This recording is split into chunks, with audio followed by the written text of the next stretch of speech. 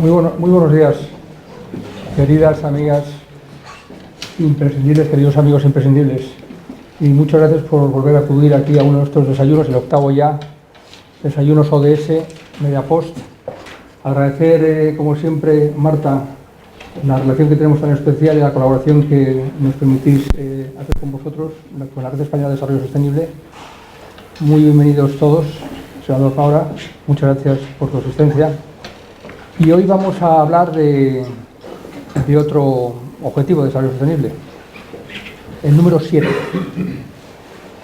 El número 7 es uno de los objetivos de desarrollo sostenible para mí más importantes. De hecho, el desarrollo económico de las naciones se basa mucho en la energía, o casi todo, ¿no? Tenemos un invitado que ahora presentaré, pero antes de eso comentaros que el formato de estas tertulias / desayunos es que presentamos al ponente. El ponente hace una exposición de cómo ve él y su compañía, en este caso, el desarrollo, o sea, la mejora de la energía en este país y en el mundo entero. Y luego se producen una serie de preguntas a resultas de los comentarios o de la exposición que haga nuestro ponente. Por lo cual os pido que vayáis tomando nota de todo lo que queráis preguntar, porque luego se producirá una suerte de espacio para ruegos y preguntas, y después pondremos punto seguido o punto final hoy a este desayuno y tomaremos aquí un pequeño agape. El punto número 7 de los ODS reza exactamente así: garantizar el acceso a una energía asequible, segura, sostenible y moderna para todos. Y para hablaros de todo esto, hoy tenemos a Agustín Delgado, que es CISO de Iberdrola, Chief Executive Sustainable Innovation de Iberdrola. Muy buenos días y muchas gracias por acudir. Muchas gracias a vosotros. Voy a empezar a hacer una pregunta y ya te dejo para que expongas tu exposición. ¿Tendremos la capacidad de ir eliminando poco a poco los efectos de gas invernadero? Porque así como el consumo energético del mundo entero crece y sigue creciendo, porque la población parece que se va a estabilizar hasta los 9.000 y pico millones 9.500 millones de personas, cosa que ocurrirá en el año 2050, y eso inevitablemente va a hacer que sigamos consumiendo mucha energía.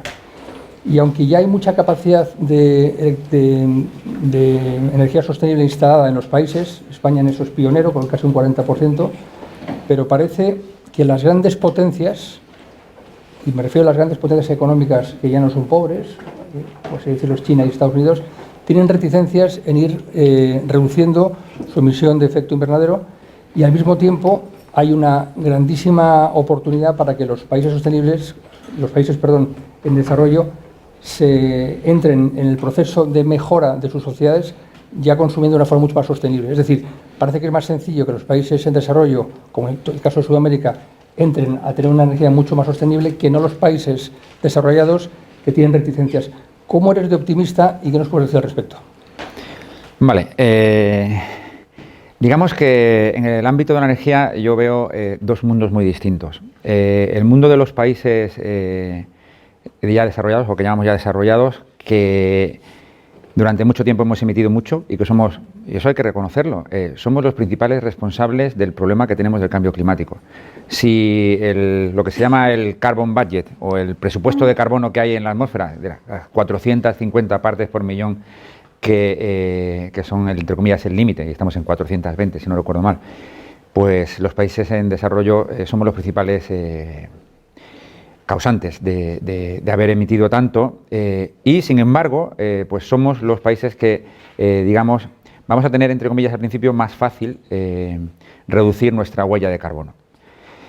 ¿Por qué? Pues porque primero el desarrollo y la energía están muy ligados, pero es cierto que una vez que ya alcanzas un alto nivel de desarrollo es fácil, digamos, y eso se ve en los consumos de energía en los países ya desarrollados, el consumo de energía se ha estabilizado, se ha desacoplado del crecimiento económico, y además estamos cerrando muchas plantas de carbón, etcétera, por lo tanto estamos reduciendo nuestra huella de carbono. Y eso se ve en España, se ve en la Unión Europea, se ve incluso en Estados Unidos, que están reduciendo casi sin querer. ¿Qué es lo que pasa? ¿Dónde está el problema del cambio climático para mí y donde realmente va a ser difícil? Pues sobre todo en países en desarrollo, India, el sudeste asiático, con plantas de carbón de 12 años, ¿no? Hay que decirlo claramente, si esas plantas, por ejemplo, de carbón que solo tienen 12 años, van a seguir funcionando durante su vida útil, no vamos a alcanzar jamás el objetivo del cambio climático. O sea, vamos a tener que buscar medidas para, entre comillas, retribuir a aquellos que han hecho esas inversiones en esos países para que, digamos, dejen de emitir. Hay que ser claros, hay que dejar el carbón en el suelo, hay que dejar el gas en el suelo y hay que dejar el petróleo en el suelo. No podemos consumir todo lo que tenemos. Entonces, optimista. Soy optimista porque creo que tenemos la tecnología y la capacidad de hacerlo. Y, entre comillas, soy pesimista porque hay una población, como te has dicho, en el mundo que no ha sido responsable del problema, que tenemos que ayudarles y garantizarles que tienen acceso a, has leído tú, energía moderna, segura, asequible y sostenible. Son 4 atributos, de los cuales uno es sostenible, pero los otros 3 también son importantes. Por lo tanto, bueno, ya veremos cómo evolucionan las cosas. Yo creo que hoy vamos a hablar un poco de optimismo, vamos a hablar de qué soluciones tenemos y quizá el detalle para mí no está en si tenemos soluciones o no tenemos soluciones, sino está en la velocidad o en la aceleración en la cual podemos tomar esas soluciones. Y eso es un poco lo que yo quería contar. Voy a hablar un poco más de lo que es España y luego a partir de ahí pues se podría extrapolar un poco al mundo. Entonces, si te parece, empezamos. Vamos allá. Vamos a hablar de tecnologías para descarbonización y electrificación de la economía. Y este título tiene que ver con la tecnología que tenemos hoy en día para alcanzar esto. Hoy vamos a hablar del objetivo 7. Comentaba antes con el senador que para mí los objetivos de desarrollo sostenible no son silos. No puedo, por ejemplo, alcanzar el objetivo 7 sin tener en cuenta el 13. Pero no puedo intentar alcanzar el objetivo 13 de cambio climático sin tener en cuenta que necesito el 7 o necesito el 8. Por lo tanto, la agenda es una agenda que es completa y no es una agenda que se alcanza en silos, ¿de acuerdo? Por lo tanto, el objetivo 7, que es el de energía, como comentabas, Ignacio, tiene 3 características o 3 subobjetivos. El primero es acceso. Hay que proporcionar acceso a energías modernas a toda la población. Ahora mismo hay cerca de 1.000 millones de personas que no tienen acceso a fuentes modernas de energía, pero además no solamente el acceso a la energía físico, que también, es decir, gente que no tiene una conexión eléctrica, un acceso a fuentes de energía, sino también, digamos, tenemos que asegurarnos de que esa energía, el acceso no es solamente el acceso físico, sino también que la gente puede pagarse esa energía. Aquí estamos hablando de la competitividad. Aquí en España, pues nosotros hemos firmado, y muchas compañías han firmado, acuerdos para, digamos, evitar lo que se llama, digamos, ahora se acuña pobreza energética o la dificultad que pueda tener la gente para pagar. Tenemos que dar soluciones a la energía que sean competitivas. No podemos intentar proporcionar a la sociedad energía que es mucho más cara para resolver el problema del cambio climático. Tenemos que resolver el problema del cambio climático con competitividad. Y eso es el objetivo 7.1. El 7.2 habla del incremento es decir, brutal que hace falta para incluir fuentes de energías renovables. De eso vamos a ver cómo lo vamos a hacer en España. Y el 7.3 habla de un tema muy importante que se habla siempre mucho, pero se hace poco, y que yo creo que ahora tenemos la tecnología que habla de la eficiencia energética. Es decir, no ser manirrotos a la hora de usar esa energía que nos va a costar tanto sustituir. ¿De acuerdo? Esos son los 3 objetivos, y ese es el objetivo 7. Y tenemos que conseguir los 3 objetivos a la vez. Si no, digamos, vamos a dejar a gente fuera, vamos a, digamos, no alcanzar esa visión holística de los objetivos. Si conseguimos esto, desde luego, eso apoyará muchísimo el objetivo 13 de cambio climático o otros objetivos como puede ser la biodiversidad. Y esto es lo que yo propongo y lo que creo que se está proponiendo mucho en todo el mundo. Como primer paso. A mí me importa mucho, yo no voy a hablar aquí de 2050. El 2050 para mí es un debate de gente que no quiere actuar hoy. Y creo que es importante actuar hoy. Los 420 gramos de ppm de CO2 en la atmósfera son hoy y estamos emitiendo aproximadamente 2 al año, etcétera. Por lo tanto, en unos 15 años habremos alcanzado el límite.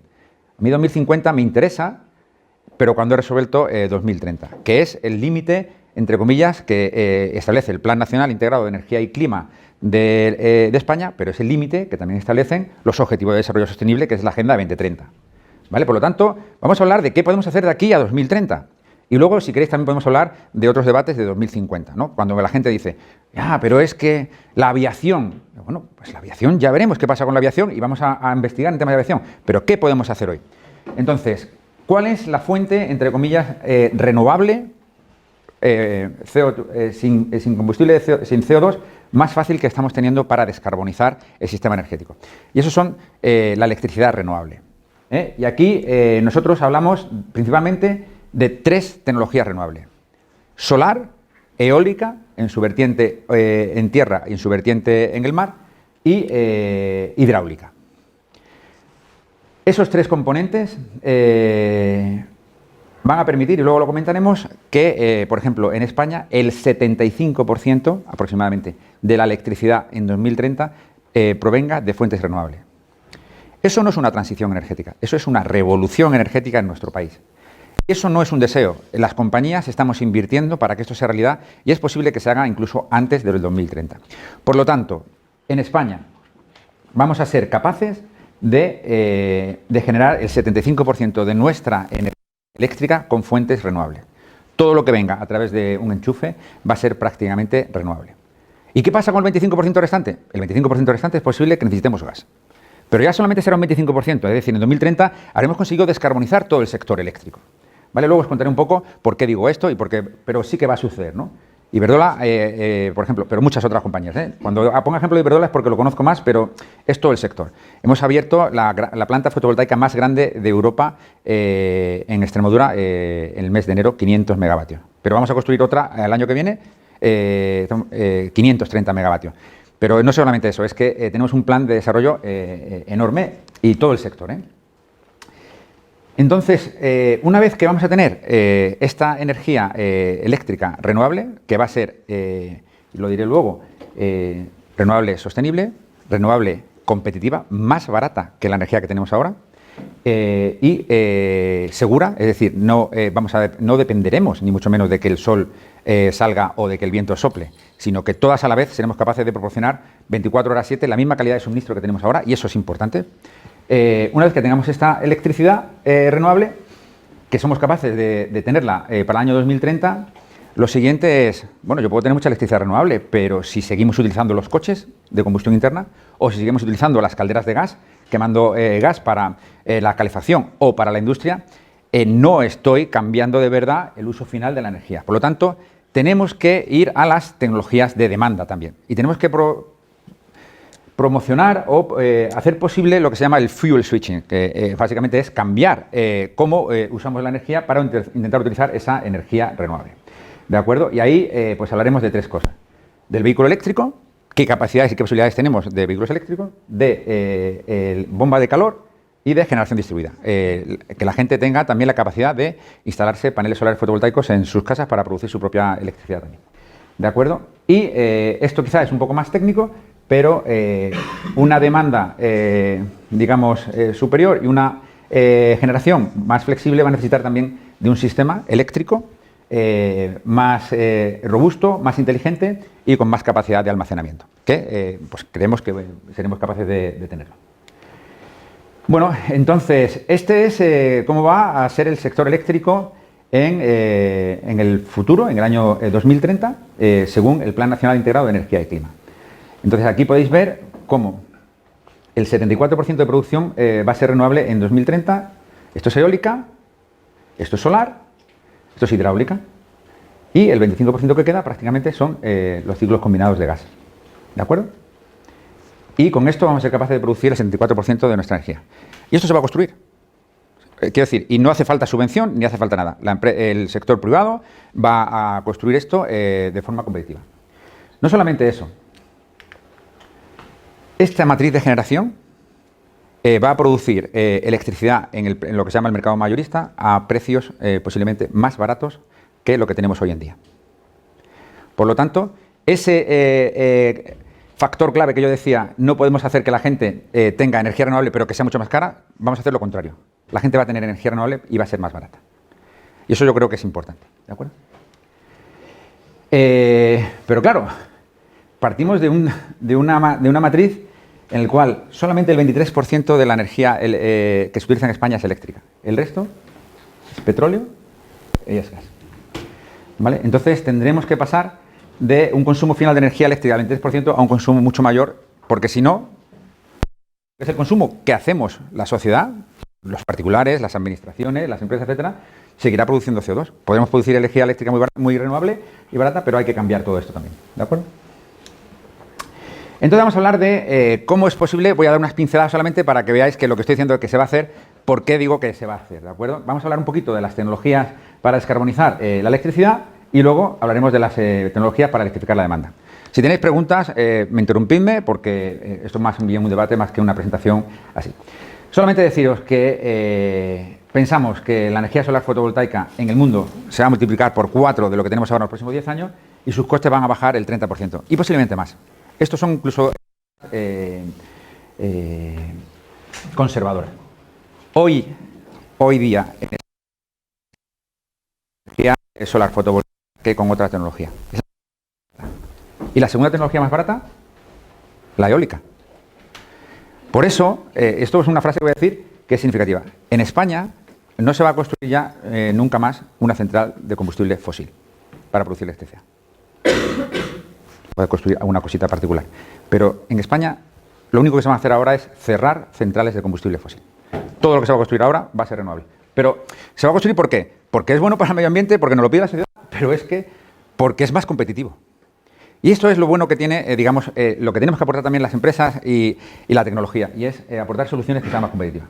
En España el offshore wind no es tan relevante, va a bajar mucho de precio, pero por ejemplo en el Reino Unido está siendo una total revolución, ¿de acuerdo? O las baterías, que van a bajar un 50% su coste. Las baterías para nosotros son relativamente importantes para almacenar energía. En España la verdad es que la almacenamos en centrales de bombeo, que suben el agua y la bajan, pero van a ser muy importantes para los coches eléctricos.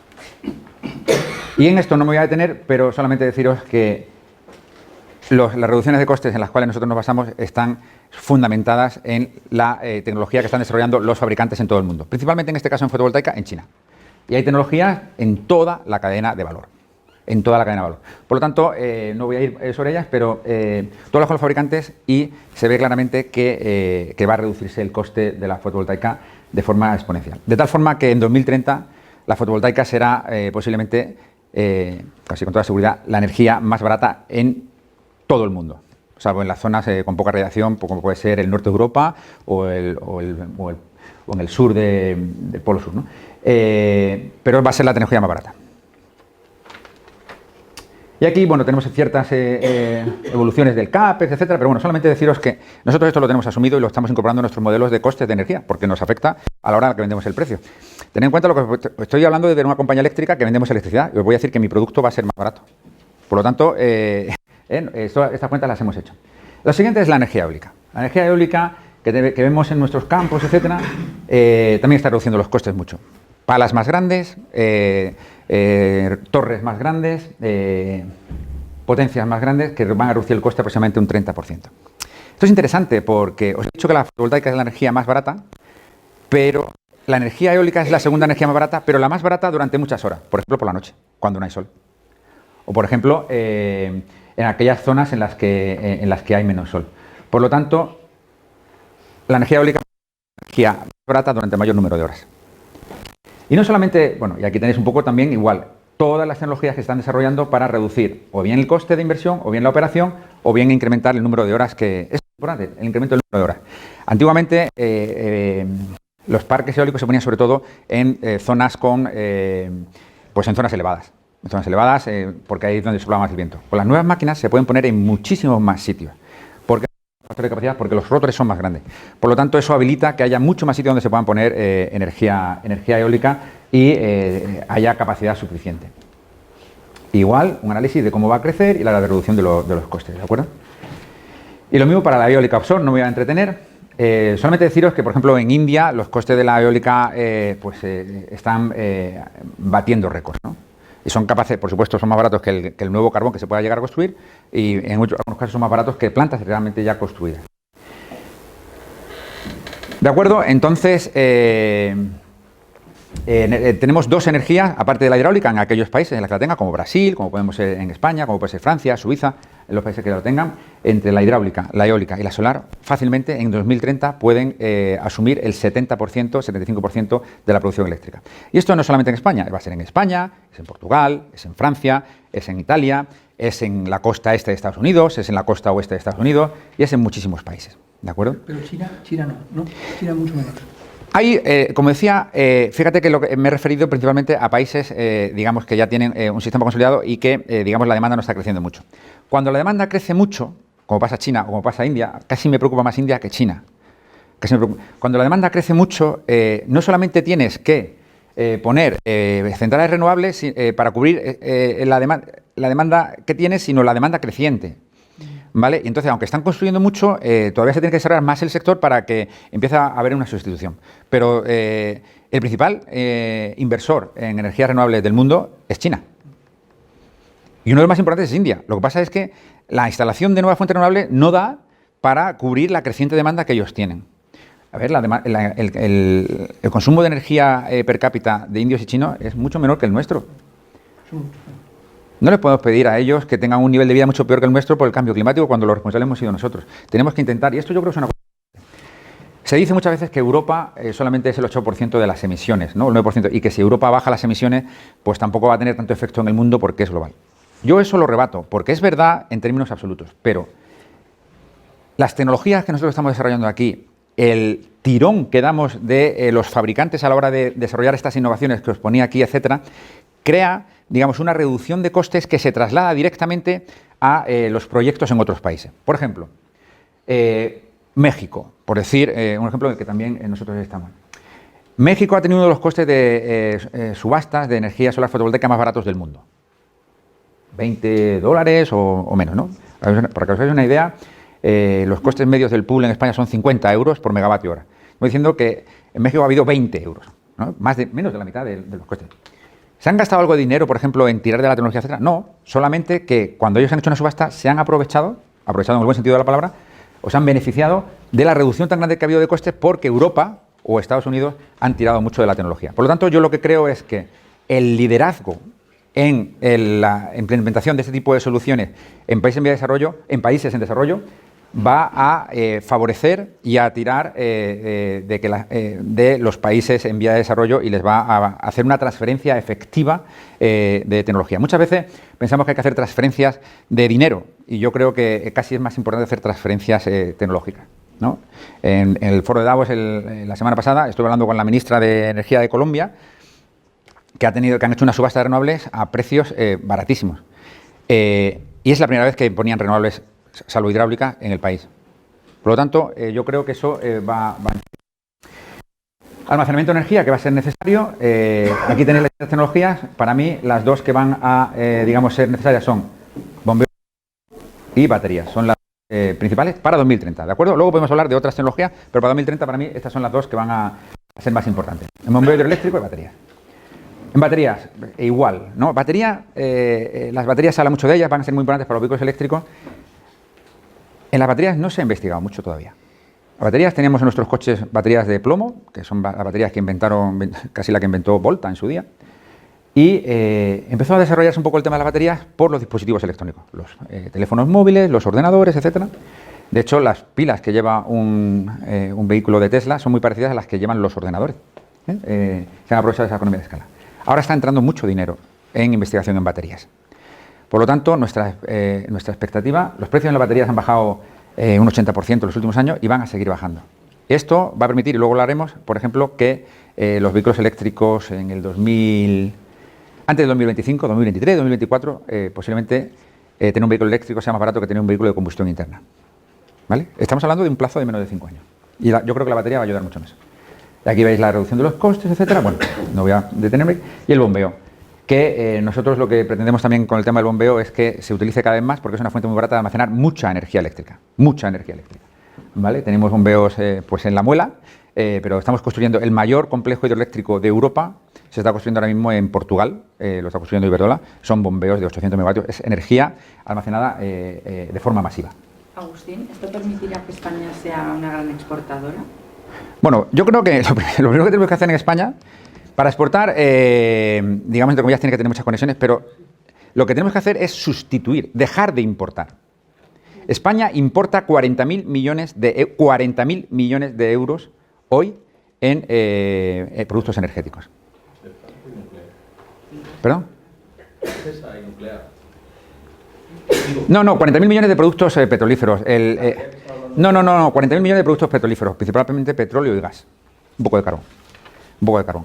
Entonces, lo que tenemos que hacer es dejar de importar. Y se va a hacer, vamos a dejar de importar carbón con este plan de renovable, vamos a dejar de importar gas y mi esperanza es que dejemos de importar petróleo porque vamos a dejar de usarlo. Porque vamos a usar la electricidad que producimos aquí. Entonces, no es tanto exportar, sino dejar de importar. Porque aquí España es un déficit energético bestial. ¿Vale? Entonces, esto para nosotros, que como país, algún extranjero me ha llegado a decir, dice, es que España está bendecida. Parece mentira. España, con el sol que tenemos, con los recursos hidráulicos que tenemos y con el territorio que tenemos para la eólica, podemos cumplir este plan de forma muy efectiva. Y lo vamos a hacer. Entonces, España en eso estamos bendecidos. ¿Vale? Hay una pregunta por ahí, sí. Una pregunta con los números que compartías antes, cuando tú nos mostrabas la foto de España, que decías que, bueno, que la energía fósil es casi la mitad del país de consumo. Sí. Cuando hablas de que nosotros, que en el 2030 el plan del sector es que el 75% venga de energía eléctrica, electrificada, ¿sabes? No, lo que digo es que el 75% de la energía eléctrica va a ser renovable. No, exacto, pero solo eléctrico, no está tocando... Claro, es que por eso también quiero hablar de eso. Porque no vamos a hacer nada como no toquemos la otra parte. Mira, es la parte que dices tú aquí. Perdona que vaya un poco para atrás rápido, pero es esta parte. Eso es demanda. Exacto. Eso tenemos que tocarlo. El 5% sostenible es solo sobre el 23%, no está saliendo de ahí. Exactamente. No, pero ese 23% tenemos que ampliarlo muchísimo. Esa es la idea. Pero para eso necesitamos las tecnologías que voy a contar también ahora, ¿vale? Perdonad que os mareé. Vale. Entonces, ¿cómo encajan las piezas? ¿Cuánto se puede alcanzar? Nosotros hemos hecho algunas simulaciones, ¿vale? Para un sistema eléctrico del futuro y las simulaciones que hemos hecho nosotros como compañía eléctrica, porque una de las pegas que se le pone siempre es, ya, pero es que el sol solamente sale por el día y que el viento pues sopla cuando quiere y entonces el sistema eléctrico pues vamos a necesitar centrales fósiles para poder cubrir la demanda. Nosotros hemos hecho simulaciones hora a hora, teniendo en cuenta los datos históricos de viento, de sol y de agua en España, y lo que nos da básicamente es que con la capacidad que se va a añadir, vamos a añadir 50 gigavatios más al sistema eléctrico, la punta son 40 y algo, el sistema eléctrico nacional va a tener asegurada cubrir la demanda sin ningún problema en todas las horas, en cualquier circunstancia. Y eso tiene que ver con el objetivo 7.1, asegurar una energía de calidad, 24/7. No se le puede decir a la gente que, bueno, vas a tener energía limpia y barata, pero solamente cuando hay sol. Cuando no hay sol no la vas a tener. No. Esto está pensado para cumplir las tres cosas, lo que se llaman los tres vectores de la sostenibilidad, que son, como os decía, competitividad, medio ambiente y calidad de suministro y seguridad de suministro. Bueno, no me entretengo aquí porque creo que es interesante. Entonces vamos a hablar de las tecnologías que comentabas tú, oye, ya que tenemos esta energía renovable, usémosla porque las alternativas que tenemos pues no son muchas más para el 2030. La primera que quiero contaros es el calor. Las cifras de calor no dejan de sorprenderme. El 50% de la energía que utilizamos es para calentar cosas. Parece mentira. Pero el 50% de la energía que utilizamos es para calentar cosas. Bien sea nuestras casas, bien sea tiendas, sector terciario, etcétera, bien sea en la industria. Puede ser el papel, puede ser la agroalimentaria, puede ser la industria pesada. Pero el 50%. Y una parte importante es de nuestros hogares, la calefacción. Tanto la calefacción como el agua caliente sanitaria. De los 533 teravatios que se consumen en España, 383, el 40%, en España es... o somos capaces de calentar las cosas de otra manera que no sea quemando, o no vamos a alcanzar los objetivos climáticos nunca. Es decir, hay que dejar de quemar gas o carbón o petróleo para calentar las cosas. Y hay que utilizar otra tecnología. ¿De acuerdo? Y el 20% de la energía final en España, que es bastante, es solamente para los edificios como este, o nuestras casas. Entonces, ¿qué podemos hacer? Bueno, pues hasta ahora lo que hacemos es, o bien quemamos cosas, gasoil, gas, caldera, biomasa, un poquito, fenomenal, pellets. En el sur y en el este de España tenemos resistencias, que son relativamente poco eficientes, consumen mucho. Todos los que tengáis resistencias en casa veréis que pagáis mucho de la luz porque es poco eficiente. Y luego tenemos ciclos termodinámicos, bombas de calor. Pero bombas de calor no como las pensamos ahora, sino bombas de calor moderna que nos proporciona un confort similar al que tenemos arriba.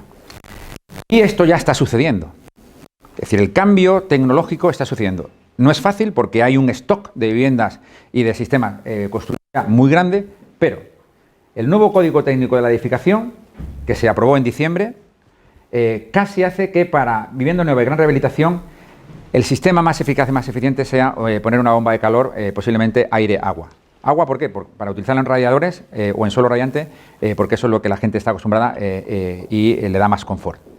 No pretendemos que la gente, digamos, deje de disfrutar del confort que tiene, sino darle soluciones para que siga teniendo confort, pero con tecnología que pueda utilizar esa renovable. Y además son competitivas. ¿Por qué? Porque una bomba de calor, y no me quiero meter mucho, pero una bomba de calor, como bombea calor del exterior, tiene una eficiencia del 300%. Es decir, que es muy eficiente, es un sistema moderno de calefacción que nos permite tener calor a un precio competitivo. Para la reposición del sistema de calefacción, cuando a alguien se le rompe una caldera, ahí es donde está la madre del cordero. ¿De acuerdo? Porque en sistemas de bomba de calor, nuevas viviendas en España, rehabilitaciones son aproximadamente 300.000 al año. Entonces, si vamos de 300.000 en 300.000, no vamos a llegar nunca, porque en España hay construidos más de 20 millones de viviendas. Entonces, la reposición de calderas de sistema de calefacción están compitiendo las calderas de condensación de gas, que están bien, o las bombas de calor. ¿De acuerdo? Pero si queremos utilizar electricidad renovable, bombas de calor sería la tecnología a utilizar.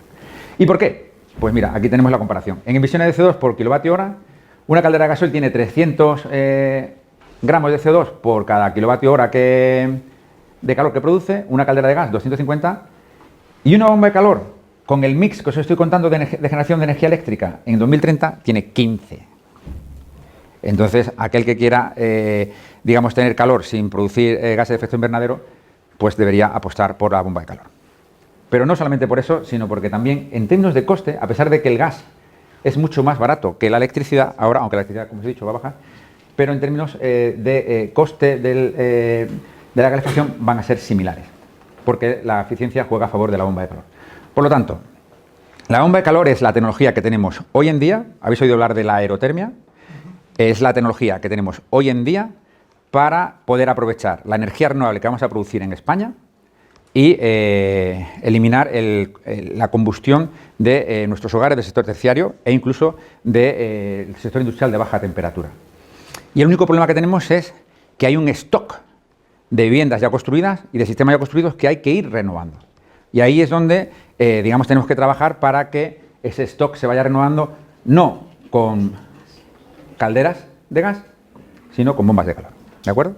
Y en eso se está trabajando. De hecho, solamente por dar un dato, el consumo o la instalación de bomba de calor todavía es pequeño en España, pero es exponencial. Los últimos 2 años ha crecido al 50% cada año. ¿De acuerdo? Entonces, esto yo creo que es una tecnología que va a despegar de forma espectacular. Solamente por daros un dato, no solamente en España, el gobernador de Nueva York, Cuomo se llama, ha lanzado un plan en Nueva York, que ahí hace frío, de 2.000 millones de dólares hasta 2025 para electrificar el calor en Nueva York con esta tecnología. Entonces, esto, además, la feria de climatización es la semana que viene, genera, y se va a ver en todos los expositores cómo todos los fabricantes, incluso los fabricantes de caldera, están sacando líneas de producto de bomba de calor porque ven que esto es el futuro. Aquí, como compañías, puedes tomar 2 decisiones, o intentar mantenerte en los sistemas del pasado hasta que se retiren, o empezar a apostar por todos estos sistemas que, entre comillas, la sociedad demanda. ¿De acuerdo? Nosotros, por nuestra parte, el sector eléctrico, lo que vamos a hacer también es, vamos a sacar posiblemente tarifas para hacer lo que llamamos calor verde. Es decir, tarifas en las cuales la electricidad va a ser mucho más barata para la calefacción. Igual que tenemos tarifas para vehículos eléctricos. Por ejemplo, os digo, no quiero dar caso, pero en Iberdrola tenemos de 1 de la madrugada a 7 de la madrugada 3 céntimos de euro el kilovatio hora para cargar vehículos eléctricos. Con eso, 100 kilómetros te sale aproximadamente a menos de 2 euros. ¿De acuerdo? Y bueno, hemos hecho esto no me voy a detener mucho, pero hemos hecho unos escenarios, si hacemos el PNIEC o si eliminamos completamente las calefacciones fósiles, ¿cuánto ahorraríamos, no? En el PNIEC ahorraríamos un 40%. El PNIEC supone un 20% solo un 20% en 2030 de los sistemas de calefacción con bomba de calor en España.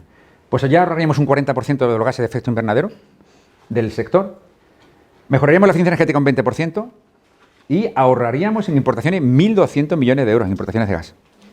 Si electrificáramos toda la calefacción en España, ahorraríamos 3.200, bajaríamos las emisiones un 90%. ¿De acuerdo? Yo os estoy diciendo que se puede conseguir al mismo precio o más barato. Entonces, el problema está en la reposición y en cómo se consigue reponer ese stock de sistemas de calefacción que todos tenemos en casa y que ya están construidos. Calderas de gasoil en comunidades de vecinos, calderas de gas centralizadas, etcétera. ¿De acuerdo? O individuales. Bueno, hemos hecho un estudio, esto tampoco me voy a detener, analizando 189 casos posibles en función de la España fría, España húmeda, etcétera, etcétera, España más cálida, familiares, y bueno, esto ya no... Y hemos analizado todo lo que puede ser, digamos, la reducción de esos consumos. No me entretengo en esto. Y solamente decir cuáles son las barreras, ¿no? Pues una barrera clara es el espacio. Cuando tenemos una bomba de calor, todos estamos acostumbrados a tener una caldera a lo mejor individual en casa, muchos de vosotros la tendréis, por ejemplo. Cuando tienes una bomba de calor necesitas tener un acumulador, un depósito que es bastante grande y no nos cabe en casa. Pero ahí también vamos a tener tecnología, se está investigando ya en sistemas con material de cambio de fase, de tal forma que en un cajón de este tamaño vamos a poder almacenar lo mismo que en un depósito de los antiguos. ¿De acuerdo? Y de hecho, yo el jueves que viene voy a ver una empresa en Edimburgo que ya lo vende, ese sistema. ¿De acuerdo? El tema del coste, que ahora los equipos son caros, aunque en la vida total las cuentas salen en muchas sustituciones, pero es que además están bajando muchísimo. Porque en una industria en la cual el 50% va creciendo al año, los costes se van reduciendo por la escala. Y esto va a bajar mucho. Y una de las cosas que yo creo que también hay que incidir mucho, y yo hablé ayer con la gente de la Comunidad de Madrid, etcétera, es en los costes de instalación. Que haya un nutrido grupo de profesionales que sean capaces de instalarte esto de forma... Ahora mismo hace falta un frigorista, un electricista, un fontanero y una persona de control. Entonces, ahí tiene que haber gente que sea capaz de entender estos sistemas y lo haga de forma rápida. Yo tengo uno de estos sistemas en casa y efectivamente pasó eso, ¿no? Luego el confort es fantástico. Y la percepción, ¿no? La bomba de calor tiene muy mala percepción en España porque cuando es aire-aire muchas veces tienes el efecto flecha, aunque aquí ahora mismo estamos calefactándonos con bomba de calor y estamos confortables. Pero el sistema de aerotermia que utiliza agua yo creo que da el mismo confort al que estamos acostumbrados muchos, ¿no? Entonces, esta tecnología vais a oír hablar de ella cada vez más y de hecho, como os decía, en nuevas construcciones en España, me decía el otro día la Asociación de Fabricantes de Bomba de Calor, el 50% de las nuevas construcciones en España ya llevan este sistema. ¿De acuerdo? Y posiblemente sea más a partir de 2021. Vale. Vehículos eléctricos. ¿Alguna pregunta sobre el calor? El calor nadie habla de él, pero tiene mucho más impacto que los vehículos, aunque parezca mentira. Tiene mucho más impacto que los vehículos. Por favor. El calor resulta que aquí en España se ha construido para aislar las ventanas de aluminio, cosa que no pasa en Alemania ni nada. Un buen conductor para aislar. Pero es que no es solamente eso, sino que en las cogederas llevan unos junquillos para que no entre el aire, que al cabo de 3 años pues eso ya no funciona. Y puedes meter la mano y como si hubiera una rendija. Sí, y entra frío. Sin embargo, eso no se sabe. Los fabricantes de aluminio no les interesa porque ellos prefieren cambiar toda la ventana. Digamos, o sea, ningún sector está perdiendo en toda España un montón de calor por la ventana y no se cambian ni siquiera los puntillos. Estoy de acuerdo. De hecho, nosotros estamos haciendo un análisis de las tecnologías que, digamos, cuál es el coste de mejorar la eficiencia energética y cuál es el beneficio. Entonces, aparecen en las que tienen un menor coste o incluso un beneficio económico, tecnologías como esta que está comentando usted, o, por ejemplo, poner mejores termostatos en las casas y un mejor control de la temperatura. Y eso es muy barato y tiene un efecto inmediato en el ahorro. Mucho más, por ejemplo, que por ejemplo, poner en un edificio una cubierta entera nueva con una doble pared, etcétera, que tiene efecto, por supuesto, beneficioso en la eficiencia, pero es carísimo. Entonces, yo lo que propongo es que de aquí a 2030 hagamos aquellas cosas que son más baratas y que tienen un mayor efecto en las emisiones de CO2. Y luego ya vayamos con el resto. Pero sería absurdo cambiar 100 fachadas de vivienda y no, por ejemplo, poner 3 millones de termostatos nuevos, que tendría mucho más efecto. ¿Entendéis un poco? Entonces yo creo que es importante también, y es un mensaje que nosotros estamos intentando, desde el punto de vista de la tecnología, dar a los responsables de las administraciones públicas para que se dedique el dinero en cosas que tengan el menor coste y el mayor impacto. Creo que eso es importante. Tema de vehículos eléctricos. Bueno, como decía, lo del calor, en términos de emisiones de CO2, etcétera, es mucho más importante que los vehículos eléctricos. Los vehículos eléctricos son importantes también, o la electrificación del transporte o la reducción de las emisiones, porque no solamente tiene efecto en el cambio climático, sino también en la calidad del aire en las ciudades, que sabemos que es un problema en ciudades como Madrid, ¿no? En otras ciudades quizás. Y aquí vemos un poco cómo han ido evolucionando los vehículos eléctricos. En el año 2015 subieron un 60%, en el 2017 un 50%, un 80%, y en este año ha sido solamente un 10%, porque China, digamos, ha reducido mucho el... pero aún así están creciendo en todos sitios, ¿de acuerdo? En Europa, en Estados Unidos. Y ahora mismo tenemos el 2,3% total de las ventas, que partimos de cero. Está construyendo millones, más o menos, aproximadamente, ¿de acuerdo? Y aquí veis el crecimiento que nosotros esperamos que va a haber a futuro, ¿de acuerdo? Entonces, si partimos del año 2019 7 millones, esperamos que en el 2030 haya cerca de 130 millones de vehículos eléctricos en el mundo. Sigue siendo un 10% de la flota mundial, pero no solamente el 10% mundial, es que si lo que veis aquí es una curva exponencial. Si en 2030 tenemos esto, estamos en posición de, en 2040, tener 300, 400 y en 2050 tener casi todo el transporte electrificado. ¿De acuerdo? Por lo tanto, es importante construir toda esta curva y que sea exponencial. Y se están poniendo las bases para ello. ¿De acuerdo? Voy a hablar un poquito de las baterías aquí porque no lo tengo luego. El 40% del coste de un vehículo es batería. Por eso son tan caros.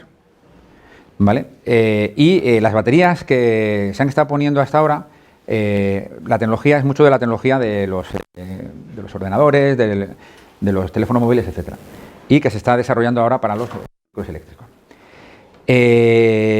Hay varias tecnologías que están viniendo, entre ellas es la tecnología de estado sólido, que reduce muchísimo el nivel de componentes metálicos en la batería, o que incrementa mucho la densidad. Por lo tanto, nuestra idea es que las baterías se van a reducir en los próximos años el coste, de hecho en 2030 pensamos que va a ser solamente 100, lo que va a hacer es que el vehículo eléctrico, por aquí, va a ser más competitivo tener un vehículo eléctrico que tener un vehículo de combustión interna. Y a partir de aquí, 2024-2025, no solamente serán aquellos que tengan restricciones al tráfico o aquellos, digamos, que estén más comprometidos con el medio ambiente o que tengan algún tipo de subvención, sino que empezará a expandirse a todo el público en general, porque va a ser más barato. ¿Os acordáis cuando, por ejemplo, el diésel era algo más caro, pero la gente compraba diésel porque a lo largo de la vida del coche era más barato? Pues esto va a pasar algo parecido. Como la electricidad va a ser más barata, es más barata que el combustible, la gente comprará vehículos eléctricos porque al final en la vida total del vehículo va a ser más barato tener el vehículo eléctrico. Y a partir de aquí despegarán las ventas. ¿Vale? Y eso es lo que pensamos que va a... Y bueno, las ventajas del vehículo eléctrico, pues lo pongo aquí un poquillo, pero en cuanto a términos de eficiencia, pues un vehículo eléctrico, si un vehículo eléctrico, el 80% de su energía se convierte en kilómetros, en un vehículo de combustión interna, el 15% de su energía se convierte en kilómetros. Es decir, que un vehículo eléctrico es 4 veces más eficiente en la conversión de energía que un vehículo de combustión interna. Entonces, cuando hablamos de 7.3 eficiencia, los vehículos eléctricos van directos a este tema de la eficiencia, ¿no? En tema de emisiones, por supuesto, pues aquí tenemos, comparado con el PNIEC, dicen, no, es que en fabricar las baterías se consume mucha energía, etcétera. Un vehículo eléctrico tiene 18 veces menos emisiones de CO2 que un vehículo de combustión interna. Y eso que no se engaña, que quiere decir, es que hay gente que juega a la confusión, que no. Que cuando tengamos, hoy en día, por supuesto, tiene muchas menos emisiones con la electricidad de hoy, pero con la electricidad de 2030, que os he contado antes, es que es imbatible, ¿no? Y es incontestable. Por lo tanto, no hay más que decir. Y aquí vemos cosas como muy graciosas, ¿no? Como que un vehículo eco de gas natural pues tiene 178 gramos de CO2 por kilovatio por kilómetro, ¿no? Entonces, bueno, las etiquetas, yo no es que diga que la vayan pero que de verdad las que son cero son los vehículos eléctricos. Y bueno, esto es lo que nosotros pensamos que va a suceder en el mundo. En 2040, 550 millones. Y muchas veces también la gente dice, bueno, ¿dónde vamos a cargar? ¿El sistema eléctrico va a poder cargar? Etcétera. Solamente deciros que para el 2030 pensamos que va a haber en España aproximadamente 4 o 5 millones de vehículos eléctricos. Tenemos 10 años para conseguir esto, partimos de cifras muy bajas, pero supondría 5 gigavatios más de potencia contratada. Nosotros ha habido años en los que la gente se empezó a poner aires acondicionados que en un año hemos incrementado esta potencia. El sector eléctrico está perfectamente preparado para asumir esto a un coste irrisorio. No hay problemas en las redes eléctricas para los 5 millones de vehículos eléctricos que se quieran poner. Y en términos de energía, sería solamente un 6% de la energía consumida. Y es que hay que decirlo, como el vehículo eléctrico es tan eficiente, si retiramos, por ejemplo, 100 unidades de energía de petróleo, solamente hay que reponerlas con 25 unidades de energía de electricidad. Es decir, que estamos aumentando la eficiencia un montón. ¿De acuerdo? Son solamente 17 teravatios hora, que es un 6% de la energía consumida en España, que es muy poco, para los 4 o 5 millones de vehículos eléctricos. Por lo tanto,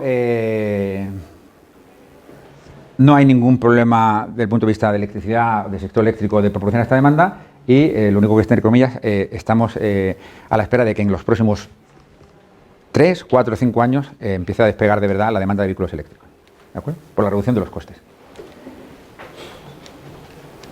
Algo ha pasado aquí.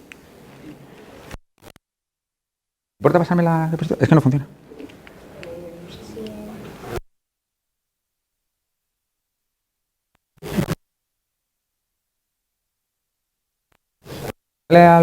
Sí, sí, pero no me... La batería, falla la batería. ¿El problema del directo? Que ya no hay más. Ah, que ya ha terminado. Ah, amigo. Bien. Bueno, entonces, solamente como resumen. Y es un caso aplicable a España, porque tenemos un plan a 2030 que creo que va a funcionar. Vamos a ser capaces, con las tecnologías, con agua, con sol y con viento, de producir un 70-75% de la energía eléctrica en España con fuentes renovables a un precio competitivo, sin emitir CO2 y con la misma calidad de suministro que tenemos ahora. El sistema eléctrico va a necesitar algo más de almacenamiento, que lo vamos a construir. Tenemos redes para distribuir esa energía a todo el mundo y hay 2 tecnologías que van a tener muchísimo impacto desde el punto de vista de la demanda para limitar las emisiones de CO2 en la demanda, que son la bomba de calor para la calefacción y el vehículo eléctrico para la movilidad. Los planes, en cualquier caso, no son inalcanzables, son retadores, pero no son inalcanzables, porque estamos diciendo que de los 28 millones de vehículos que hay en España, queremos tener 4 o 5 millones de vehículos. Es decir, un 20-25% de los vehículos en 2030, dentro de 10 años. Y de las bombas de calor, el Plan Nacional Integrado de Energía y Clima habla de aproximadamente también un 20% del sistema de bomba de calor. Por lo tanto, no es una transición soñadora o inalcanzable, sino es algo que la industria, si nos ponemos a ello, junto con todos, somos capaces de proporcionar. Y esas tecnologías no le vamos a pedir a la gente que haga un esfuerzo para que pague más por su vehículo, para su movilidad, y vamos a pedirle un esfuerzo para que pague más o pierda confort en su calor. Nuestro compromiso es que se puedan seguir desplazando al mismo coste o menor y puedan seguir teniendo calor al mismo coste o menor. Y eso es lo que tenemos que conseguir en estos 10 años. Y con eso conseguiríamos el ODS 7 hasta 2030 en España, y yo lo que pienso es que países como nosotros van a hacer esto y seremos capaces de trasladar esta tecnología a otros países para que se beneficien de ella y empiecen con costes mucho más baratos. ¿Y ya está? Muchas gracias.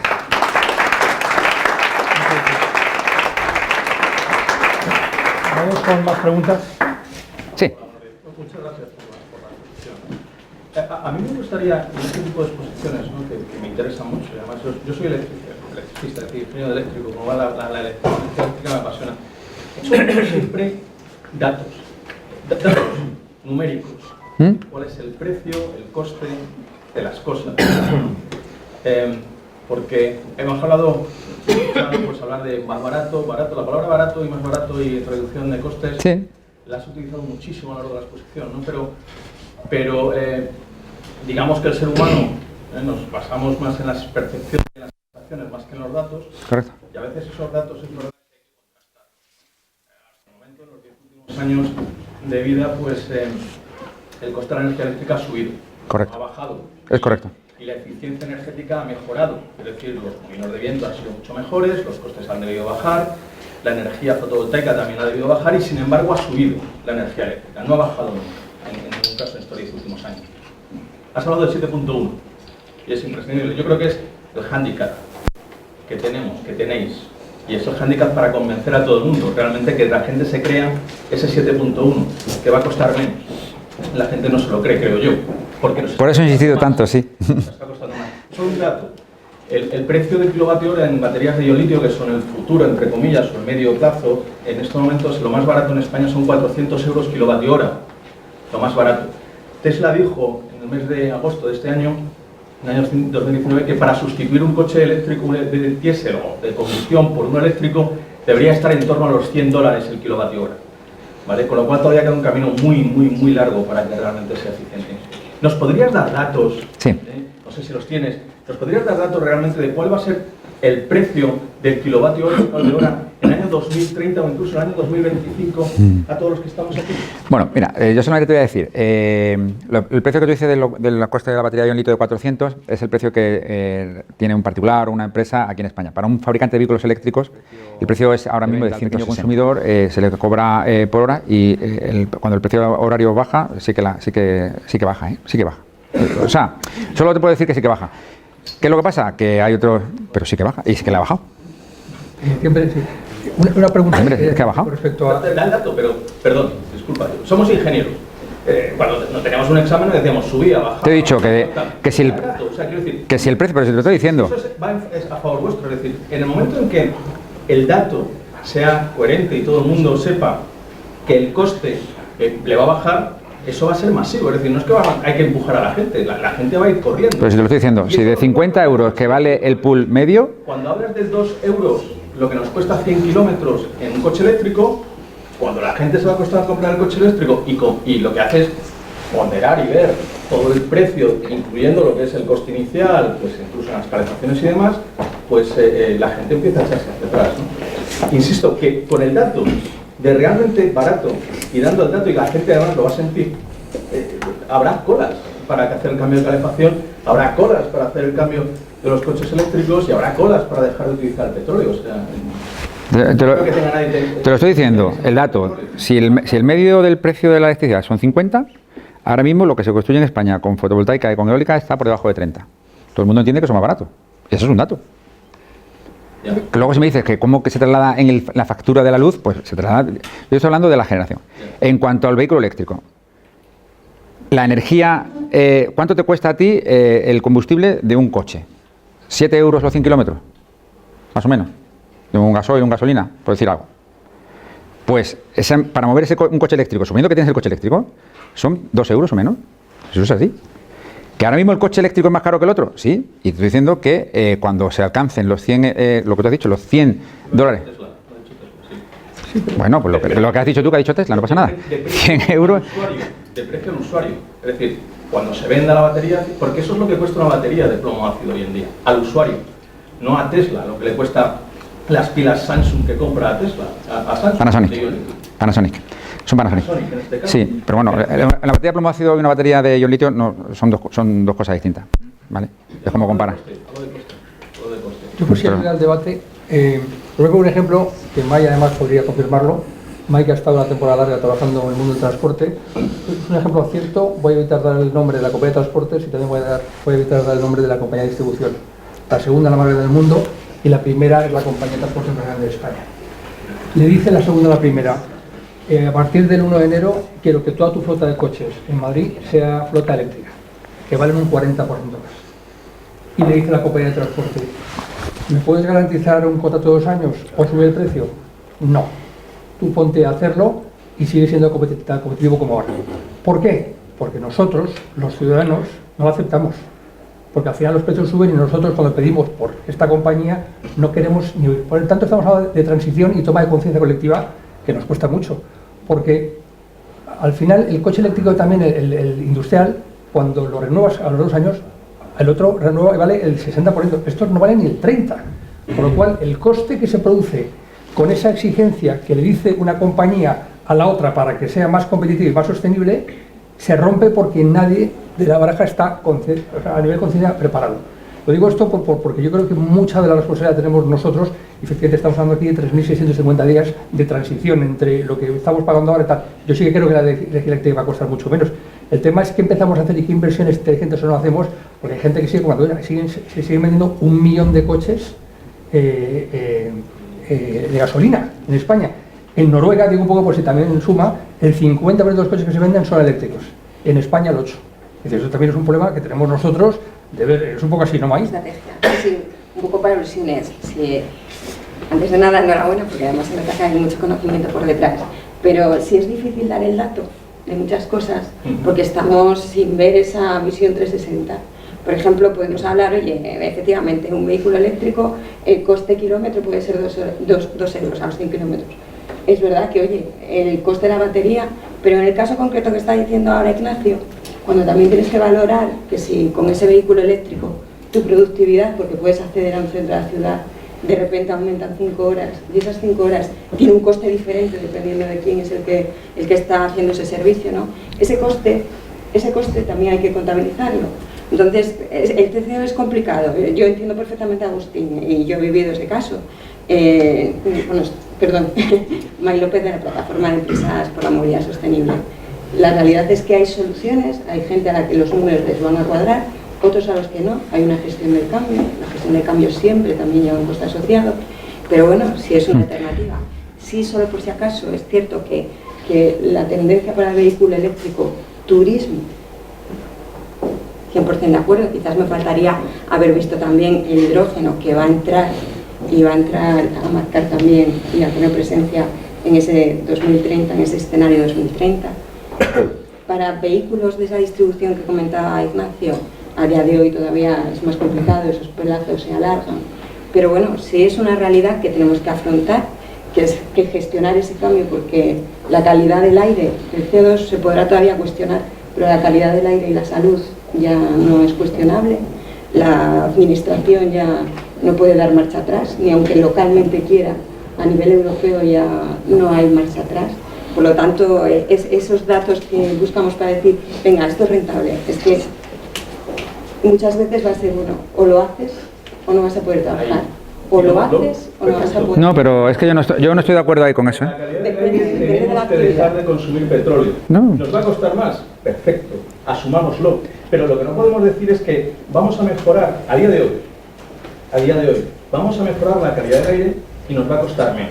No, nos va a costar más. No, nos va a costar menos. Claro, Es que, pero si te lo acabo de decir, no sé cuántas veces más te quieres que te diga. Te estoy diciendo, en 2023, No he visto el dato, lo siento, discúlpame. Por eso Pero te lo estoy diciendo. Si lo quieres escuchar, yo te lo estoy diciendo. En 2023-2024 va a ser más barato tener un coche eléctrico que un coche de combustión interna. Y eso es lo que yo pienso. Quiero decir, tú puedes pensar lo contrario, pero eso es lo que yo pienso y se basa en los datos de los costes de las baterías y de los costes de la electricidad. En la prospección. Porque una cosa sí que quiero decir, y es que queremos mirar hacia el futuro, muchas veces, vamos en un coche, en nuestro coche, queremos mirar hacia el futuro mirando al espejo retrovisor de los datos del pasado. Y yo quiero mirar hacia el futuro pensando en los costes de las cosas que va a haber en el futuro. Y yo creo que en el futuro, en el 2024-2025, la batería van a ser 100 euros por kilovatio hora. Con ese coste de batería, el coche eléctrico va a ser más barato que el coche de combustión interna. Y vamos a tener calidad del aire mejor, menores emisiones de CO2 a un coste menor. Y por eso digo que no estoy de acuerdo. Y a lo mejor los 4 siguientes años, 5 años, es un poco más caro. Pero a partir del 25, cuando la curva empieza a despegar y se hace adopción masiva, esa adopción masiva no va a ser porque la gente le va a costar más, sino porque le va a costar menos. Y eso es lo que yo pienso. Y el 2025 hablaremos. También hablaremos. Por supuesto, pero el dato te lo estoy diciendo. No me digas que no te digo el dato, porque el dato te lo estoy diciendo. Tú me puedes decir, no me lo creo. Pues ya está. No, bueno, es una predicción. Porque yo miro hacia el futuro, con los datos del futuro, no con los datos del pasado. Es una previsión que no tiene correspondencia con el pasado. Nada más. Tiene correspondencia con el pasado, porque los costes de las baterías en los últimos años han bajado un 80%. Y lo que pensamos es que pueden seguir bajando. O sea que sí que tiene que ver con los datos del pasado, porque hemos hecho la curva de experiencia. Y a los fabricantes les va a costar más fabricar ese vehículo. Lo digo porque sí que estamos dando el dato, porque es que si no parece que... no, y esto está basado en los estudios que hemos hecho y en la tecnología que tienen los fabricantes. Yo estoy dando los datos. Que si nos está yendo de...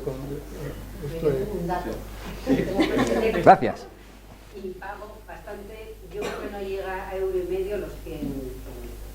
Correcto. Eso es una realidad. Bueno, vamos a intentar dar voz a Carlos. Venga. Sí, un poco al hilo de lo que se ha planteado, que creo que todo hay que tenerlo en cuenta. Aquí hablamos de la eficiencia y para el ciudadano la eficiencia es que resulte más barato y que me dé el mismo servicio. Y eso es un proceso que tenemos que tener confianza en las nuevas tecnologías, en las empresas que tienen una responsabilidad dentro de sus accionistas y también con la sociedad. Y al final esos datos esperanzadores que hay para el futuro nos tienen que tranquilizar viendo que es posible conseguir esa eficiencia que al final genere un ahorro para el consumidor. Pero yo creo que las empresas también teníais que hacer algo más ahora. Y estoy convencido que si tú ahora te pones a trabajar con cada uno de nosotros, consigues que rebajemos el coste de la facturación eléctrica en nuestras casas. Sin hacer nada más que ponerse a hablar y ver cuáles son tus hábitos, qué es lo que puedes mejorar. Es decir, que también depende de nosotros sin necesidad de tener un gasto mayor, sino simplemente a tener unos hábitos de costumbre o de utilización de lo que tenemos ahora a nuestra disposición. Y creo que es algo que tenemos que concienciar a la sociedad, y es que no hay que esperar al futuro para ver esa eficiencia convertida en ahorro, sino que ahora en estos momentos podemos tener esa realidad ya que afiance lo que es esa esperanza en un futuro, porque vemos que los resultados se están dando ya. Pues mira, te voy a dar un dato. Empresas y particulares. En empresas es obligatorio cada cierto tiempo hacer unas auditorías energéticas para ver su eficiencia y proponerle medidas. Y entonces eso se está haciendo para decirle proactivamente a un restaurante, a una tienda, a un hotel, qué es lo que está consumiendo y cómo podría mejorarlo. Eso está, por ejemplo, haciendo que en Canarias se esté pasando todo el mundo del propano, que es bastante caro, a la bomba de calor. Por darte un ejemplo, ¿no? Muchos hoteles, etcétera. Pero está pasando y se le va dando medida. Los particulares. Nosotros ahora, sabéis que todos los contadores en las casas se han cambiado por contadores electrónicos, ¿de acuerdo? Por lo tanto, sabemos el consumo horario de cada uno de ellos.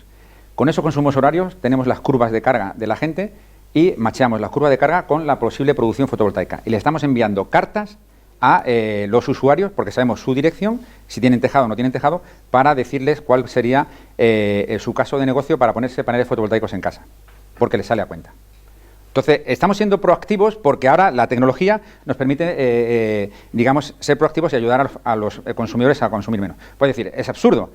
No es absurdo, porque o lo hacemos nosotros o lo va a hacer otro, entonces preferimos hacerlo nosotros y mantener a nuestros clientes, ¿de acuerdo? Eso es así y sabemos que ha llegado y nos ponemos eso. Por lo tanto, sí que tenemos la tecnología y sí que estamos siendo proactivos. ¿Que podemos ser más? Estoy convencido, pero que sí que se está haciendo y se está, de hecho se ven los datos de eficiencia energética como están mejorando.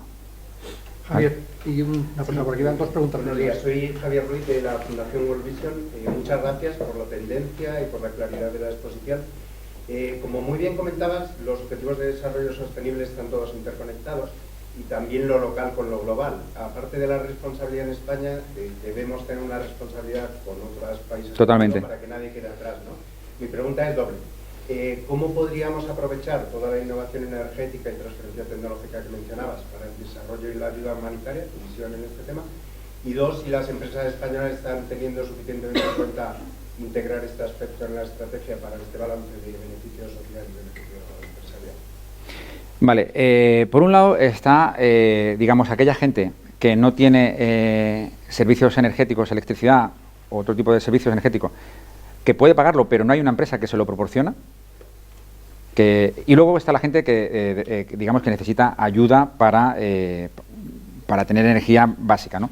Entonces, yo distingo los dos. ¿Por qué? Porque uno es una ayuda, entre comillas, más asistencial, etcétera, y nosotros estamos haciendo proyectos de ese tipo que tienen cierto impacto en campos de refugiados, etcétera. Pero para mí eso es gente que necesita ayuda, pero lo que me importa mucho es aquellos que es una gran parte de la población. Nos ha pasado en Brasil, ¿no? Nosotros tenemos el objetivo de llevar 16 millones electricidad a 16 millones de personas en 2030. Y hay mucha gente que lo que necesita es que una empresa le lleve electricidad o le lleve fuentes modernas de energía.